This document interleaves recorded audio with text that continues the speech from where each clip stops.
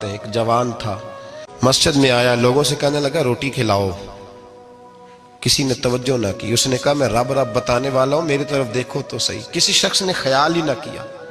پھر اس نے کہا یار تھوڑا سوچو۔ نمازیوں سے کہا، اہل علاقہ سے کہا، انہوں نے کہا تیری طرح کے بڑے درویش دیکھیں۔ مسجد کے محراب میں وہ رب کریم کا بندہ انتقال کر گیا۔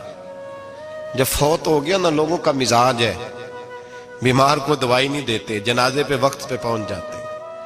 جب کوئی گر رہا ہوتا ہے تو سہارا کوئی نہیں دیتا، جب کوئی گر جاتا ہے، ٹانگ ٹوٹ جاتی ہے تو تیمارداری کو زمانہ پہنچ جاتا ہے۔ اور بزرگ، وہ نوجوان اللہ کا نیک بندہ مسجد کے محراب میں فوت ہو گیا۔ حضرت فضیل ابن عیاض کہتے ہیں امام صاحب نے اعلان کیا چندہ دو، کوئی لاوارث فوت ہو گیا، کفن دینا۔ چندہ اکٹھا ہوا، کفن خریدا، جنازہ پڑا، عشاء کے بعد دفن کر کے آئے۔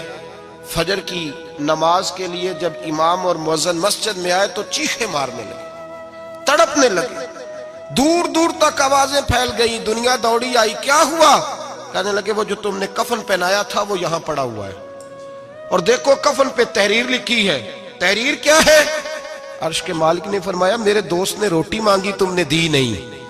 اس نے تمہیں میرے قریب کرنے کے لیے اپنی طرف توجہ کرائی، تم نے کی نہیں، اور میرا یار تمہارے کفن کا محتاج تھا، سنبھال کے رکھو اپنا کفن، میں نے اسے جنت کا لباس عطا فرما دیا، سنبھال کے رکھو، یہ کوئی لاوارثوں کا ٹولہ ہے۔ اعلیٰ حضرت فاضل بریلوی رحمت اللہ علیہ کے مکان کی دیوار گر گئی۔ ایک کونا مکان کا، آپ جانتے ہیں پرانی دیواریں چھوٹی ہوتی تھی اور بارشوں میں اکثر گھروں کی دیواریں گری ہوئی ہوتی تھی۔ ایک سائیڈ کی دیوار گر گئی تو اس کونے میں ہندوؤں کا گھر تھا۔ اب مستری صاحب رات کو آئے، ان سے بات ہوئی تو کہنے لگے سویرے کام شروع کروں گا۔ کہا ایک دو صاحب نے کہ ہندوؤں کا گھر ساتھ ہے اور وہ دشمن بھی بڑے زیادہ ہیں، تو رات کو ہی ہو جائے۔ کہنے لگا جی نہیں میری مجبوری ہے، مزدور کہاں سے لاؤں گا، بڑے معاملات ہیں، سویرے شروع ہوگی۔ اب رات کو مولانا ظفر الدین بہاری علیہ رحمہ کہتے ہیں بچے مدرسے کے، باقی سارے لوگ، سب کو جمع کیا گیا، چونکہ اس طرف سے تھوڑا خطرہ تھا ہندوؤں کی جانب سے۔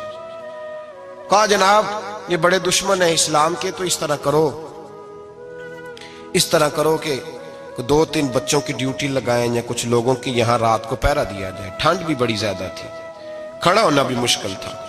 اعلیٰ حضرت رحمت اللہ علیہ عشاء کی نماز کے بعد جلدی حجرہ خاص میں تشریف لے جاتے تھے۔ اس رات جب دیکھا نا باہر شور ہو رہا ہے تو اسی طرح سر پہ ایک رومال لپیٹا تو باہر آ گئے۔ کہنے لگے کیا شور ہے؟ کہ حضور سردی ذرا زیادہ ہے تو یہاں کسی کی ڈیوٹی لگانی ہے پہرے کی۔ 2 منٹ خاموش رہے، پھر فرمانے لگے کوئی ضرورت نہیں، جاؤ سو جاؤ سارے جا کے، کوئی ضرورت نہیں، جاؤ اپنے اپنے گھروں کو، کوئی حاجت نہیں، پہنچ جاؤ۔ کہا حضور مہربانی کرے، وہ طے ہونے لگا تھا۔ فرمایا میری وجہ سے کیوں کوئی ساری رات بیدار رہے، جاؤ تمہیں کہا نا آرام کرو۔ لوگ سو گئے۔ صبح فجر کی نماز پڑھ کے اعلیٰ حضرت رحمت اللہ تعالی علیہ جب سیڑھیاں اتر رہے تھے رضا مسجد کی، تو وہ جس ہندو کی جانب سے زیادہ خطرہ تھا وہ سیڑھیوں پہ بیٹھا تھا، مسجد کی سیڑھیوں پہ۔ سب لوگوں کی توجہ ہو گئی۔ کہنے لگا مولانا میں کلمہ پڑھنے آیا ہوں، مجھے کلمہ پڑھا کے مسلمان کر دو، میں کلمہ پڑھنے آیا ہوں، مسلمان کریں۔ لوگوں کی توجہ، اعلیٰ فرمانے لگے نہیں ابھی تو انتظار کر، تھوڑی دیر کے اچھی طرح سوچ لے، جذباتی فیصلہ نہ کر، یہ تو آ رہا ہے۔ یہ کہہ کے جب 2 سیڑھیاں نیچے اترے اس کے پاس سے تو اس نے پیر تھام لیے۔ کہنے لگا اب ایسے تو نہ کرو، رونے لگا۔ اعلیٰ حضرت رحمت اللہ نے کلمہ پڑھایا، کچھ باتوں کی نصیحت فرمائی، تشریف لے گئے۔ گھیرنے والے گھیر کے بیٹھ گئے، کہنے لگے ہمیں بھی بتا بدلہ کیسے ہے۔ کہنے لگا دیوار گر گئی، آدھی رات کے وقت، آدھی رات تک انتظار کرتا رہا، پہرے دار کوئی نہیں، تو 2 تلواریں لے کر جب میں ان کے مکان کی جانب بڑھا، میں نے کہا آج گردن کاٹوں گا اور کاٹ کر کے نکلوں گا۔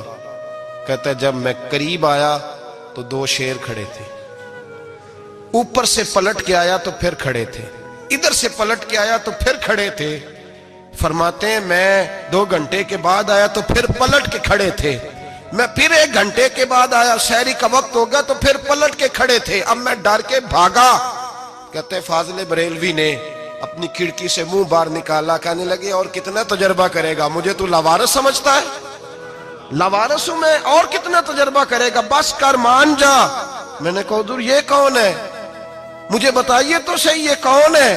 تو کہنے لگے میں نے ساری زندگی رسول اللہ کی عظمت کا دفاع کیا ہے، ساری زندگی غوث اعظم کے نعرے لگائے ہیں، ابھی تو یہ مدد صرف غوث پاک جیلانی کی بھیجی ہوئی ہے، ابھی تو غوث اعظم کی بھیجی ہوئی مدد ہے، مولا علی ابھی پیچھے ہیں، دو جہاں کے محبوب ابھی اس سے پیچھے ہیں، وہ تو ابھی پیچھے ہیں، پیچھے کھڑے ہیں کہ ضرورت پڑی تو ہم بھی تیار بیٹھے ہیں۔